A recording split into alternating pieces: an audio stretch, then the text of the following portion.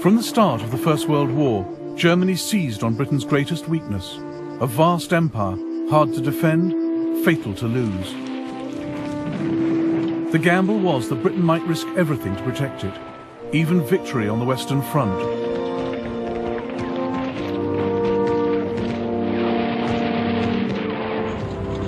War for Europe meant war for the world.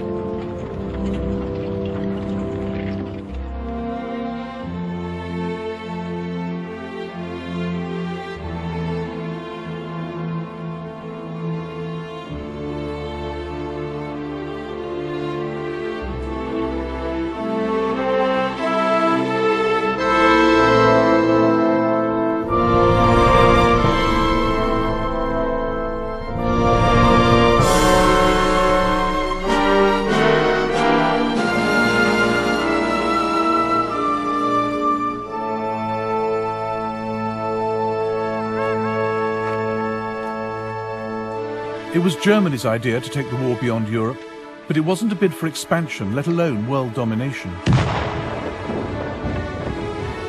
The aim was to take the pressure off her armies in Europe by attacking the British Empire, hoping to divert Britain's troops, ships and resources to defend distant colonies. Britain also had no thought of a bigger empire. She just didn't want to lose the one she had. So while Germany wanted to open the war up around the globe, Britain was desperate to close it down.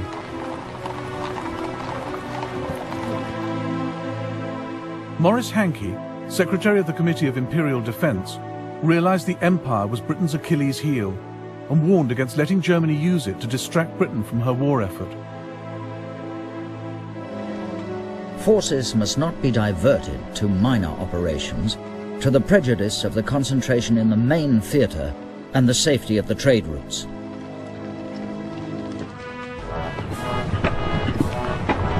"15 years before, Germany had proclaimed herself an empire builder. The Kaiser had taken his country into the 20th century as a German admiral, creating a global German navy.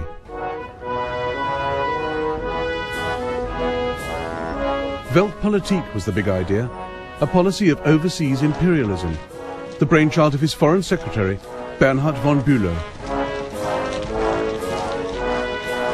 The days when the Germans left the earth to one neighbour, the sea to another, and kept only the heavens for themselves, are over. We don't want to put anyone in the shade, but we too demand our place in the sun.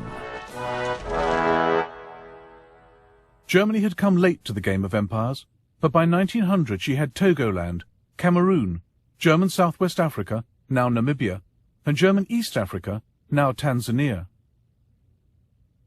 Her flag flew over patches in the Pacific, New Guinea, Samoa, and Micronesia.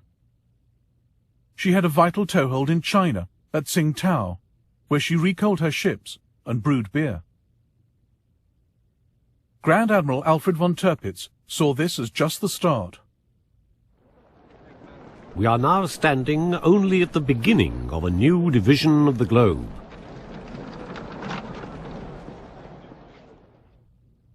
Germany alarmed the world with her imperial tub-thumping. She eyed up Puerto Rico and considered pouncing on the Panama Canal the minute it was completed.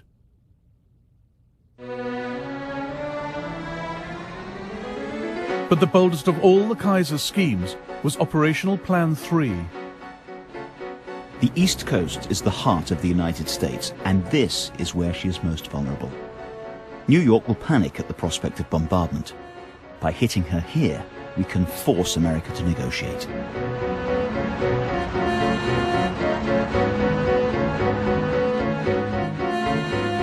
Germany's secret plans from 1903 to attack the eastern seaboard with 60 ships and 100,000 men, to shell Manhattan and capture Boston.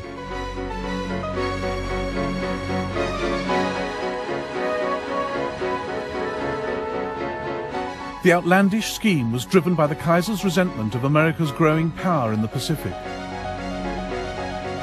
He believed in a militarist state and increasingly hated what the West stood for. Service to mammon, greed, self-indulgence, land-grabbing, lying, treachery, and not least murder.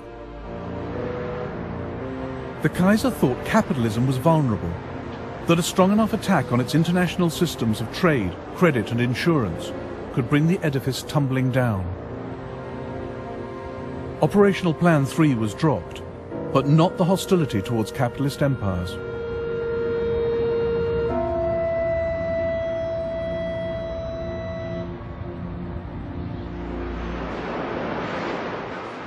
By 1912, Germany had traded in Weltpolitik for a more realistic policy. Now, her military machine prepared for a European, not a global war, and the army got the budget increase, not the navy. The first day of war found Germany's high seas fleet trapped by the mighty British Navy in the North Sea. And all the German Navy had to threaten the entire British Empire was a scattered force of 17 cruisers linked by a wireless network to Berlin.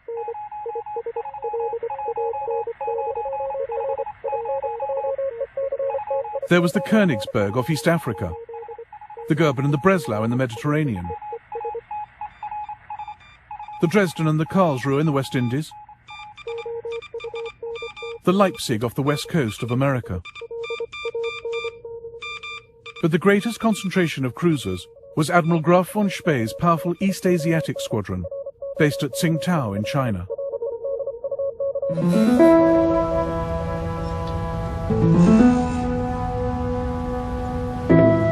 Tsingtao gave Germany a huge area of operations, across the South China Sea and into the Pacific. Seizing it would cut the squadron's lifeline. Britain saw the urgency, but lacked the resources. So, 2 days into the war, she turned to her ally Japan.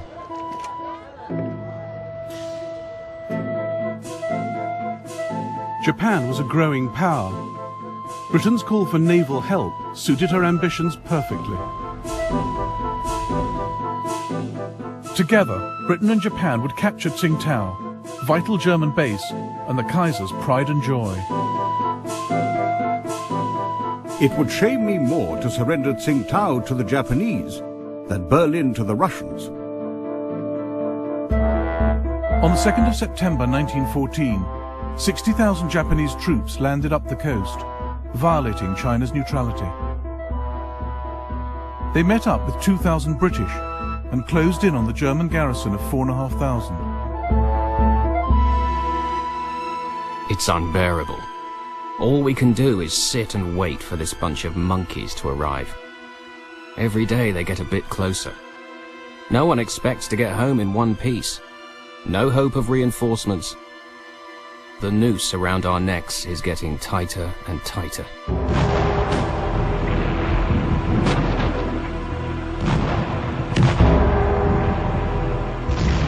For a solid week, the Japanese battered Tsingtao.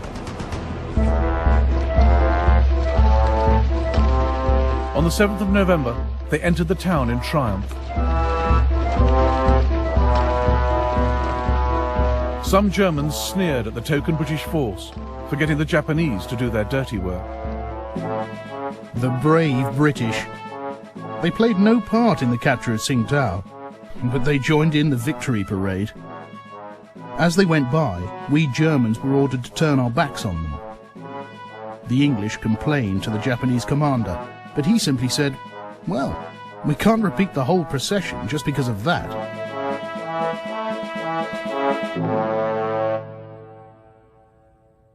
The capture of Tsingtao gave Japan a launch pad to pursue her empire building.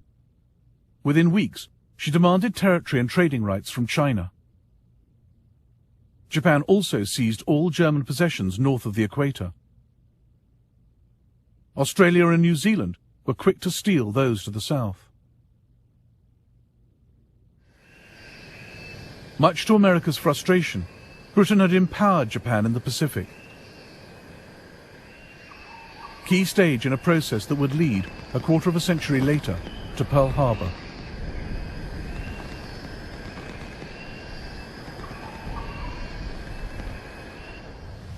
Germany's loss of Tsingtao, far from neutralizing Spee's squadron, ensured its destructive power would be felt around the globe. The best German cruiser commanders, like Spee, were fearless mavericks whom the war turned into heroes. Superb sailors with the instincts of pirates.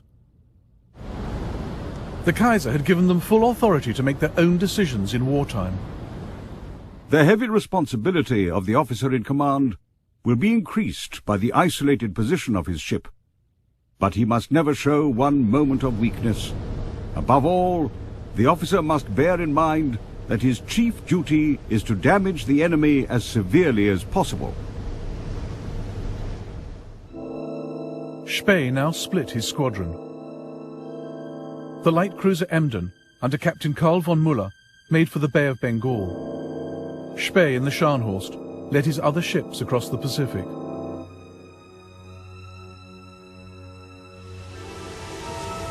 I'm quite homeless. I cannot reach Germany.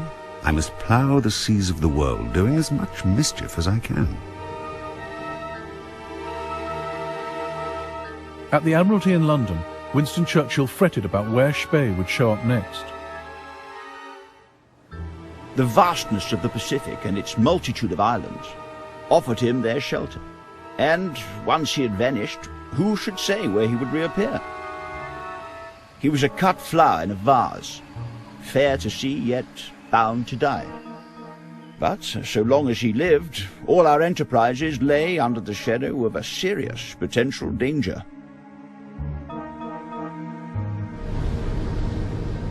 Spee had a constant worry. Cruisers needed coal every 8 or 9 days or they'd be dead in the water. He made for neutral Chile, where he had coal waiting for him.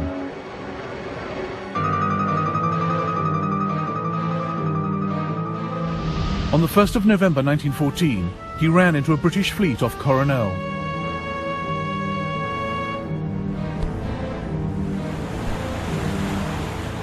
The battle which followed inspired a post-war feature film. The British commander was Admiral Sir Christopher Cradock, under orders from London. It appears that Gneisenau and Scharnhorst are working across to South America. Be prepared to meet them in company.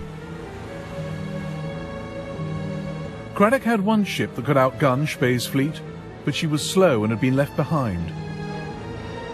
Now Cradock raced towards enemy ships better armed than his. He had ignored his own rule of thumb.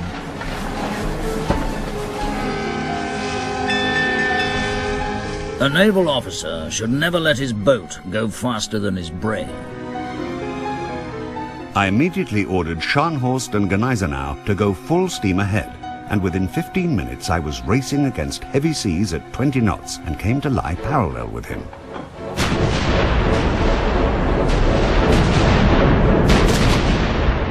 Cradock's ships were no match for Spee's.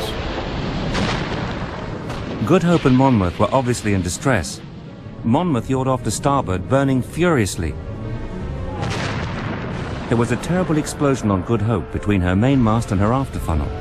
The gust of flames reached a height of over 200 feet, lighting up a cloud of debris that was flung still higher in the air.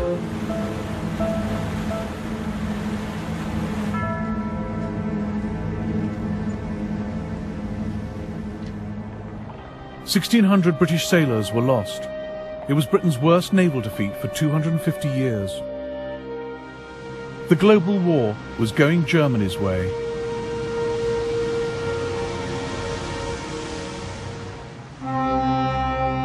It is only when you get to see and realize what India is, that she is the strength and the greatness of England. It is only then that you feel that every nerve a man may strain, every energy he may put forward, cannot be devoted to a nobler purpose than keeping tight the cords that hold India to ourselves. Britain's empire and trading network was the single biggest resource she brought to the war. And India was at the heart of it. The cords were never tighter. All the more reason for Germany to want them cut.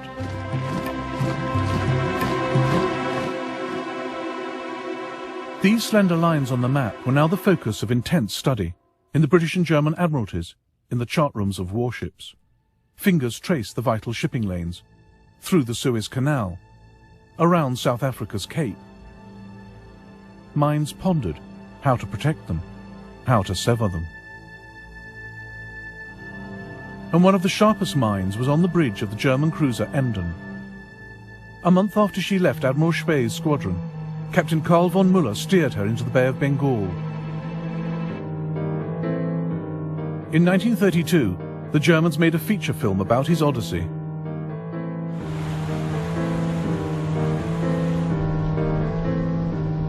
He had an indescribable power over the entire crew. He never gave orders, he just expressed a wish. From the moment he took command of the ship, he never left the bridge again.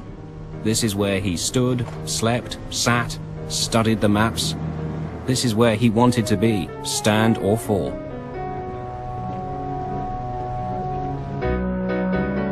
The Emden sometimes rigged a dummy funnel to look like a British cruiser.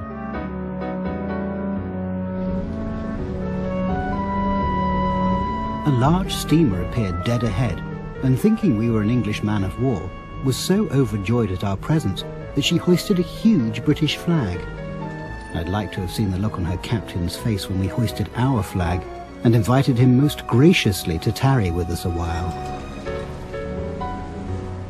Captain Müller became famous for taking all crew and passengers safely onto the Emden before sinking their ship. We always allowed them time to collect and take with them their personal possessions. They usually devoted most of this time to making certain that their precious supply of whiskey was not wasted on the fishes. Müller regularly released his grateful captives.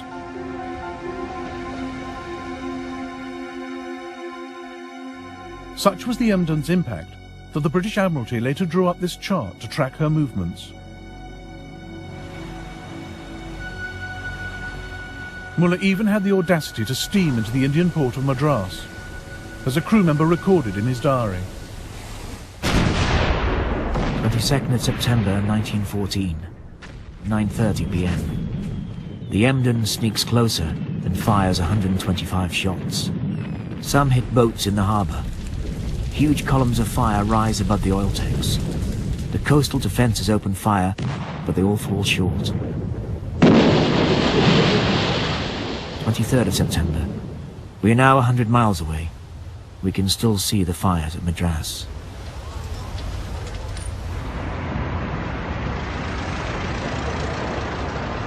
In the City of London, freight rates and shipping insurance rocketed.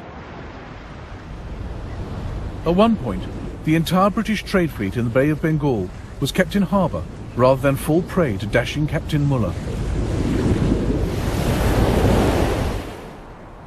Germany's rogue cruisers were starting to harm Britain's war effort.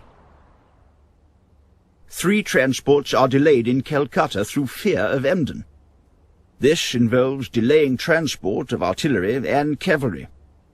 The Cabinet took a strong view. The extirpation of these pests is a most important subject. While the Emden ran the British ragged at one end of the Indian Ocean, 25 Royal Navy warships hunted the cruiser Königsberg at the other, off the coast of Germany's East African colony. She had raided Zanzibar and sunk a British light cruiser from her secret hideout in the Rufiji Delta. The frustrated British decided to strangle all her possible bases, starting with the port of Tanga.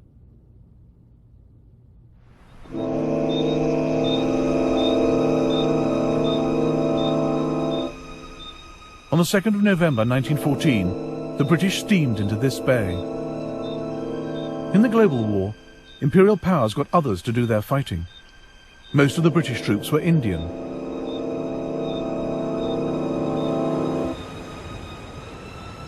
Their arrival was closely watched by Thomas Planton, a 16-year-old African fighting for the Germans. The approaching British ships had all their lights blazing and seemed to be making no attempt to conceal their presence.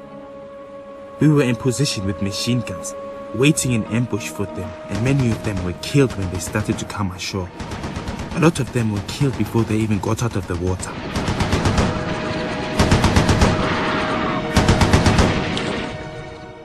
Thomas Plantin was one of 2,500 men under German commander Paul von Lettow-Vorbeck. The British thought taking Tanga would be a pushover, but they reckoned without Lettow. He was a professional Prussian soldier, hard as nails, charismatic. Von Lettow was a remarkable soldier, but stubborn and single-minded to a degree I have fortunately never experienced before. His most remarkable quality was the reckless energy with which he pursued his goals. This was often covered up by his persuasive charm, which he could switch on if he wanted to. On the ship to Africa, von Lettow had met Karen Blixen, who would later write Out of Africa. He clearly turned on the charm for her. A German officer, von Lettow, who belongs to a very old Mecklenburger family, has been such a friend to me. You should hear how they talk about him out here, as the greatest genius of the age. Despite losing men during the landing, the British now threatened Tanga.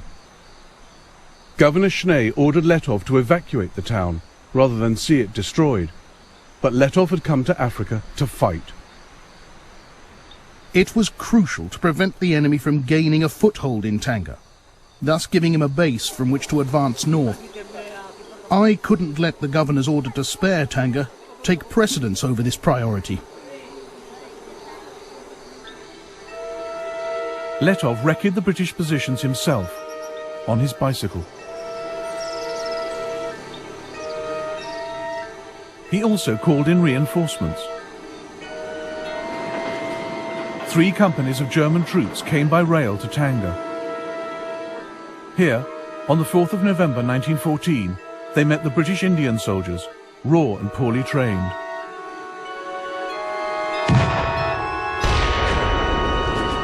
British intelligence officer Richard Meinertzhagen watched the ensuing rout. Half the 13th Rajputs turned at once, broke into a rabble and bolted. I could not believe my eyes. They were all jabbering like terrified monkeys and were clearly not for it at any price. Everyone in the dense forest, friend and foe, was mixed up together, shouting in all sorts of languages. The enemy ran off in wild disorder, and our machine guns mowed down whole companies to the last man. Von Lettow was based here, at the German hospital.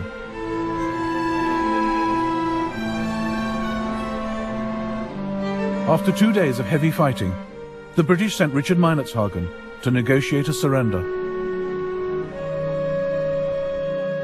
The Germans were kindness itself and gave me a most excellent breakfast which I sorely needed. We discussed the fight freely as though it had been a football match.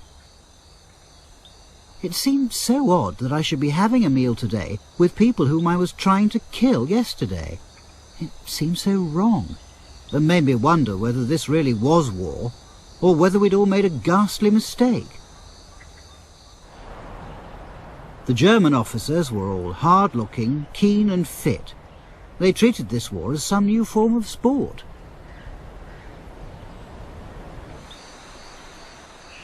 The British failed to take Tanga and suffered 700 casualties. Lettow lost just 65. Germany hailed him as a hero. A German David is fighting alone against the British Goliath in Africa.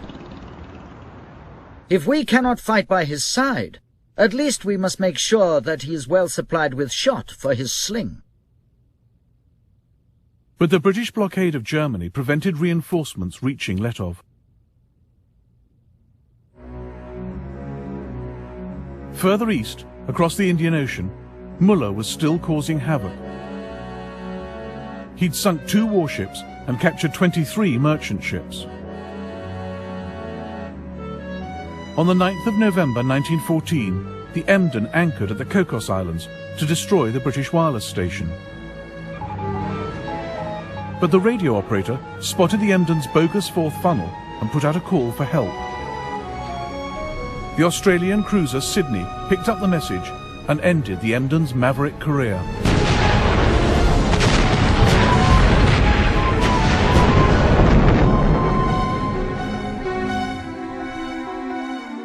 Captain Muller was taken prisoner, He and the other survivors were well looked after.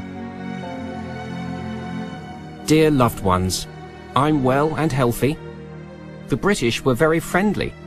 They took loads of photos of us and asked for our addresses to send us the snaps. Yours, Walter.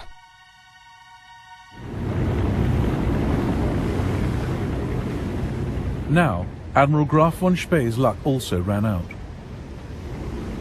Britain took the risk of detaching 2 of her latest battlecruisers from the crucial North Sea blockade of Germany to deal with him. On the 8th of December 1914, German commander Hans Pochhammer sighted their huge masts as they recoaled in Port Stanley on the Falkland Islands. He realized the Germans were outgunned and outpaced. We choked a little at the neck. Our throats contracted and stiffened. For that meant a life and death grapple, or rather a fight ending in honorable death.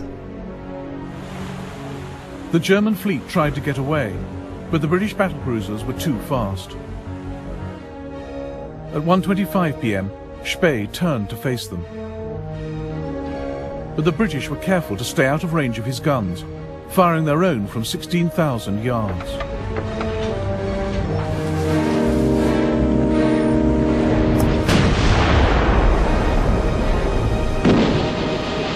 Lieutenant Harry Bennett on HMS Canopus watched what happened and painted these watercolours. At 4:17 p.m, the Scharnhorst went down with Admiral von Spee and all hands.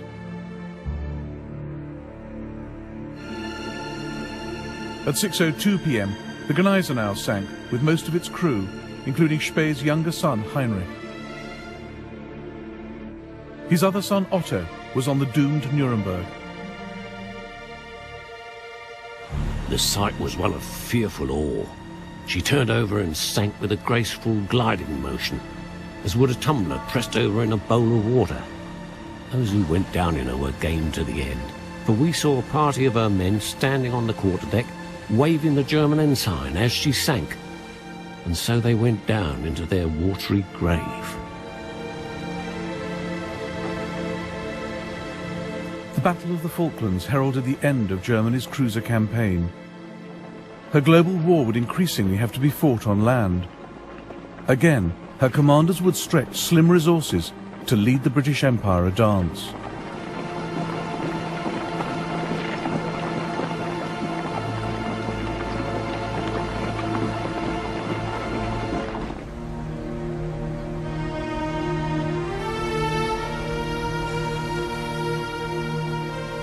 The Suez Canal presented a rare opportunity for Germany to harass the British Empire.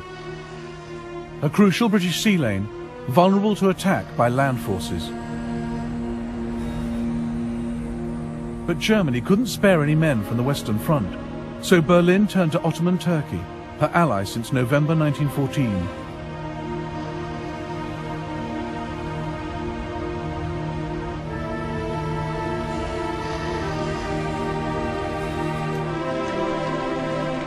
The Turkish Fourth Army was stationed in Palestine, just 150 miles from the Suez Canal.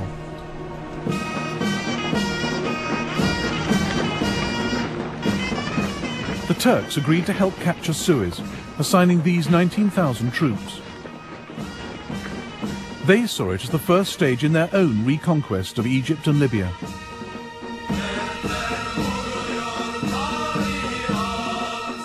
We marched at night and only by moonlight. My heart was filled with a deep melancholy, mingled with great hope of success. At the sound of the song, the red flag flies over Cairo, to the accompaniment of which the advancing battalions forged ahead over the endless waste of desert, feebly illuminated by the pale gleam of the waxing moon. The Turks had to transport howitzers, floating pontoons, food and water across the Sinai Desert, and didn't lose a single man. In the early hours of the 3rd of February 1915, they reached the Suez Canal. The German colonel who had planned the operation now watched it go horribly wrong. A sentry noticed our attack and fired. The shots created panic. The English then blasted the banks with machine gun fire.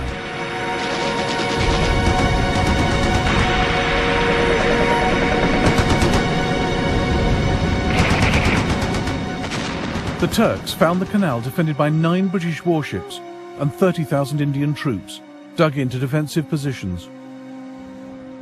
The Ottoman troops suffered 1,200 casualties. The survivors retreated across the desert.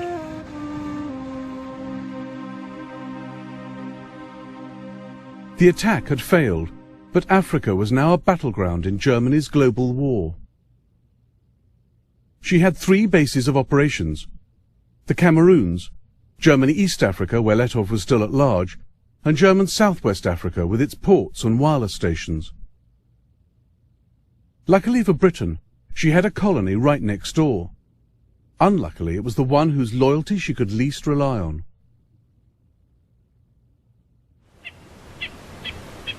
The Union of South Africa was racially diverse. Blacks, Boers, and British settlers. Just 15 years before, Britain had fought a long, bloody war against the Boers.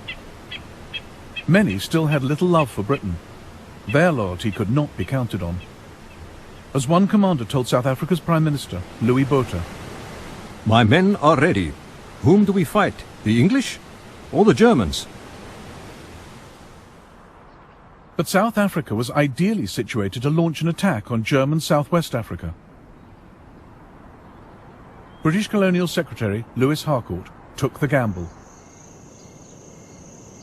If your ministers desire and feel themselves able to seize such part of German Southwest Africa as will give them the command of the wireless stations there, we should feel this was a great and urgent imperial service. South Africa's government readily agreed, because it had many imperial ambitions of its own. It wanted to seize German Southwest for itself.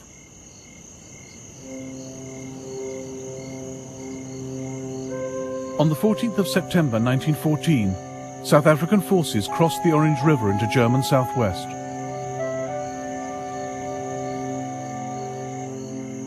But the Germans were one jump ahead, as the South Africans found out when they paused at the watering hole of Sandfontein.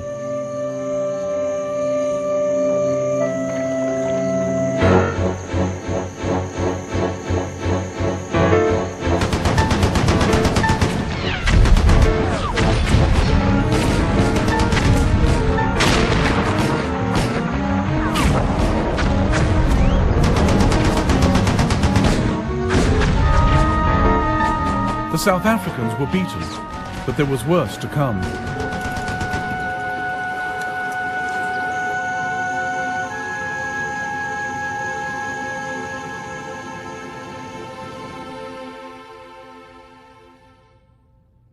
Part of South Africa now rose up in armed rebellion. Commanding the forces in the Northern Cape was Manie Maritz. Fearless and uncompromising, Maritz had fought a vicious guerrilla campaign against Britain in the Boer War. His sympathies lay entirely with Germany. I received a telegram ordering me to take a large commando into German Southwest Africa. I was determined not to fight on behalf of the British Empire, and my officers and troops were in full accord with me. In October 1914, Manie Maritz crossed the Orange River into German territory at Squeet Drift to enlist German support.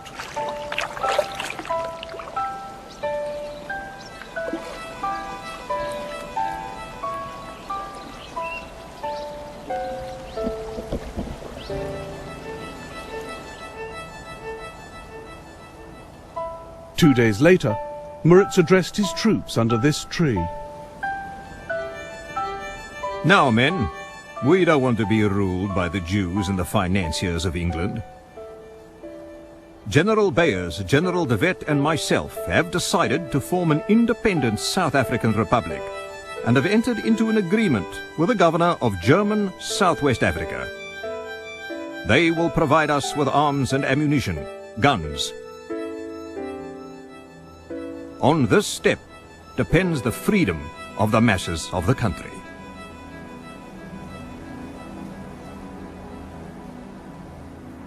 Britain's request for help had brought her dominion to the brink of civil war. In London, the Colonial Secretary Lewis Harcourt feared the break-up of the Union of South Africa.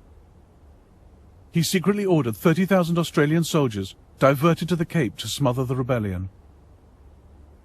Safety of the Union is first and paramount consideration. We attach no importance to German Southwest Africa in comparison. The Australians weren't needed. In the winter of 1914, the loyal South Africans defeated the Boer rebels. This is rare film of 50 of them being led to trial in Cape Town. But they never caught Mani Maritz. By July 1915, South Africa cornered the Germans, forced their surrender, and annexed their colony. And Britain had more work for South Africa, north this time, to deal once and for all with von Lettow.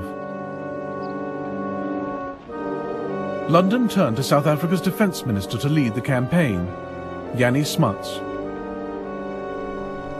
Smuts too had fought in the Boer War, but was now passionately pro-British. More a statesman than a soldier, Smuts made an indifferent general of conventional forces. And he was up against Lettow. British officer Richard Meinertzhagen was now Smuts's intelligence officer. Smuts is quite determined to avoid a stand-up fight. He told me he could not afford to go back to South Africa with the nickname Butcher Smuts. If von Lettow is clever and Smuts not clever enough, there's going to be trouble. Lettow was clever. Here, at his headquarters at Moshi railway station, he thought through the idea of depriving Britain of manpower in Europe by opening up the war in Africa. The question was, could we, with our small forces, prevent considerable numbers of the enemy from intervening in Europe, or inflict substantial damage on their armaments and troops? I strongly believed that we could.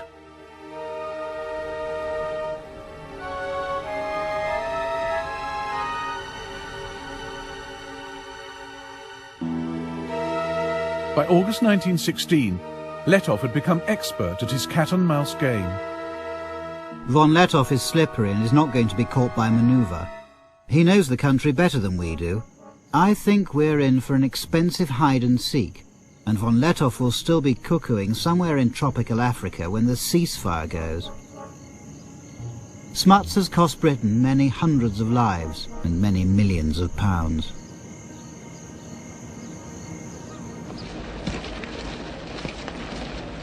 Lettow ran his force of up to 15,000 soldiers, mostly black, on scrounging and improvisation. No supplies from Germany reached him after March 1916, but he made a little go a long way, as Ludwig Deppe, one of his medical officers, noted. When there was no ammunition, Lettow would try to produce his own cartridges. If the men asked the commander for weapons or clothes, they were told, "Take it from the enemy." Lettow made war at cost price. You'd have been justified in displaying this war at a country fair with a for sale sign. Cheapest war in the world.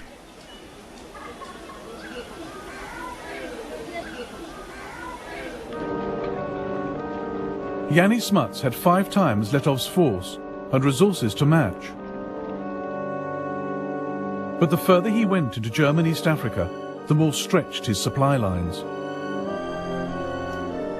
And he reckoned without the killer tsetse fly. The life expectancy for his 50,000 horses was just 4 weeks.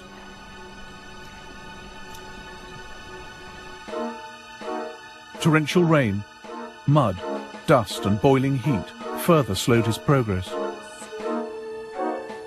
Intelligence was sketchy, maps inadequate. Telephone cable often had to be raised to 8 meters to avoid damage by giraffes. This is like warfare of bygone days. We come along where no road had ever been, where probably white man had never trod before. The river is in flood and we can't get across. On the other side, the German patrols are watching us, but the crocodile hold the peace between us very successfully.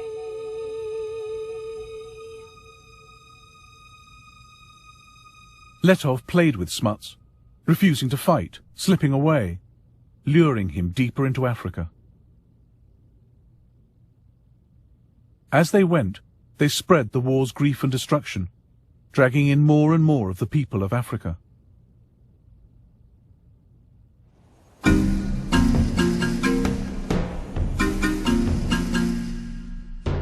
This war was being carried on the backs of black Africans.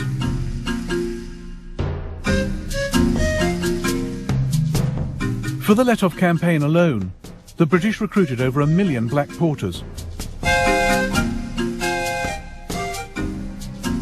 1 in 5 died from malnutrition and disease, death rates comparable with those on the Western Front. They endured their ordeal quietly. They only had duties and hardly any rights. They tumbled into the splashing mud with their heavy loads and were then ruthlessly forced to move on and catch up.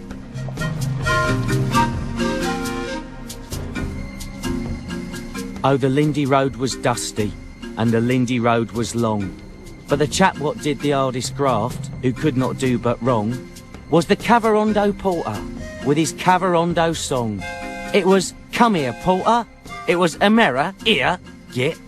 And Amera didn't grumble. He simply did his bit.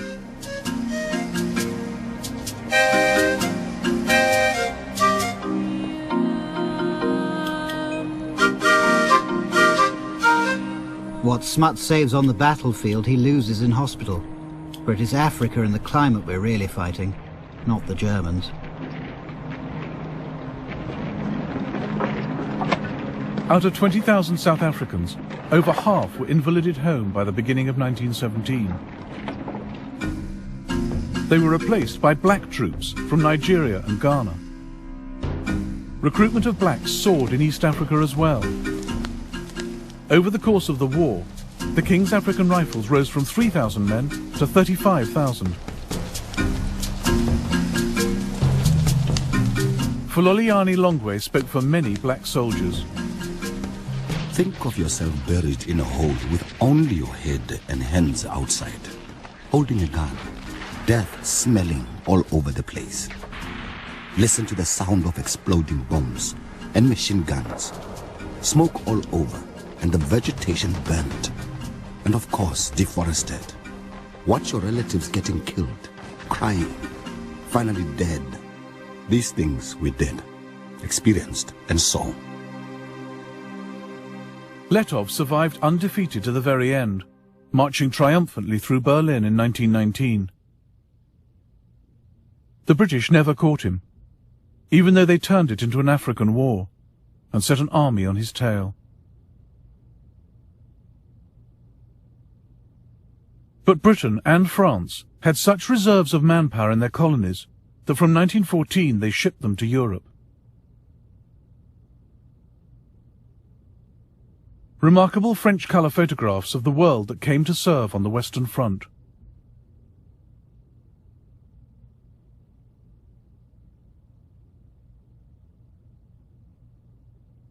French General Charles Mangin had calculated that France could raise up to 300,000 from her empire for Europe.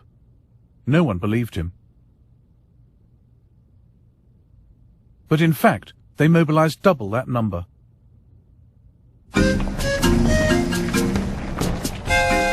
Black troops have precisely those qualities which are demanded in the long struggles of modern war. Endurance, tenacity, the instinct for combat, the absence of nervousness, and an incomparable power of shock. Not only do they enjoy danger, a life of adventure, but they are also essentially disciplinable.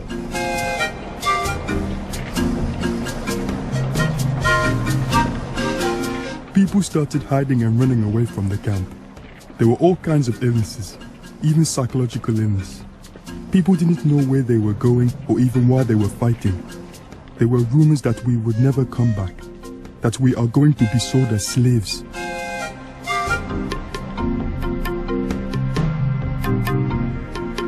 India provided Britain with 1.75 million men in the war. They'd been thrown into some of the toughest fighting from the start.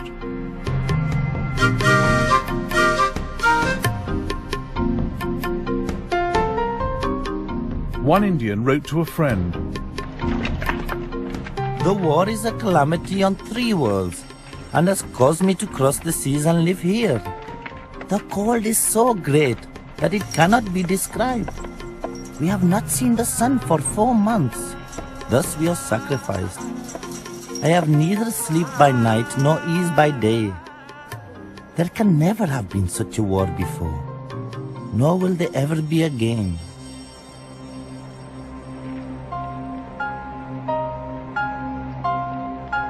Some men, like Jason Jingo, used to the habitual racism of colonial rule, returned home with greater self-esteem.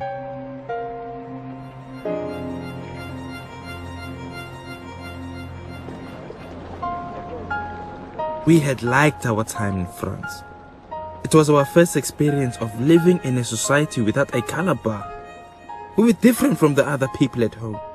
Our behavior, as we showed the South Africans, was something more than they'd expected from a native. We had copied the manners and customs of the Europeans, and not only copied, we lived them.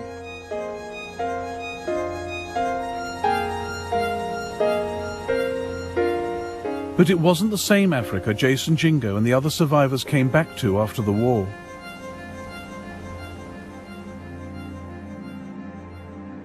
The empires which once carved it up had now turned parts of it into a wasteland, as German medic Ludwig Deppe realized.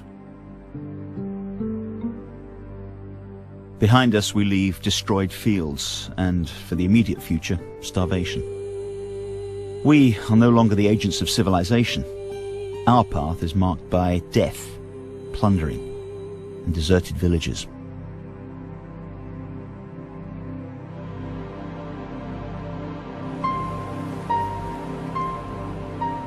It would be years before African nationalism took off, but a few had begun the journey.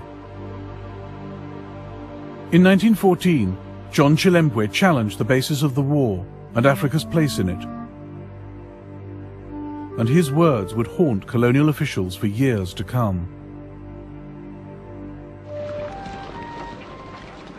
Let the rich men, bankers, titled men, storekeepers, farmers, and landlords go to war and get shot. Instead, the poor Africans who have nothing to own in this present world, who in death leave only a long line of widows and orphans in utter want and dire distress, are invited to die for a cause which is not theirs.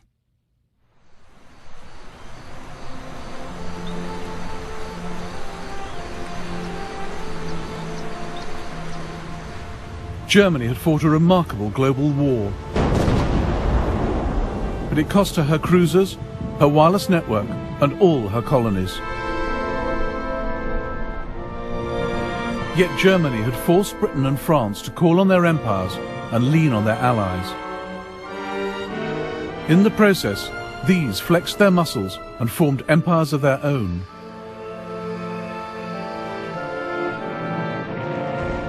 The First World War saw the last scramble for Africa.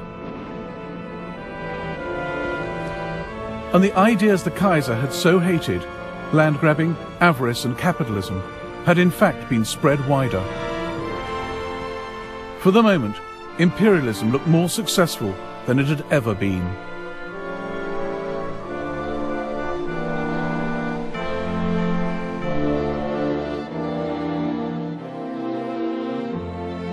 In the next episode of the First World War, the call goes out for jihad, holy war in the Middle East, the nightmare of Gallipoli, and the agony of the Armenian people.